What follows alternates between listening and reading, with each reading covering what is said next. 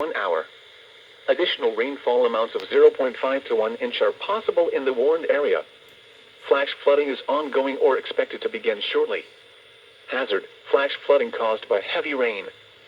Source: radar. Impact: flooding of small creeks and streams, urban areas, highways, streets, and underpasses, as well as other drainage and low-lying areas.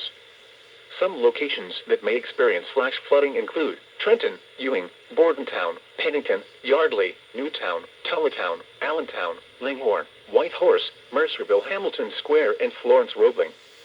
Turn around. Don't drown when encountering flooded roads. Most flood deaths occur in vehicles. Be aware of your surroundings and do not drive on flooded roads.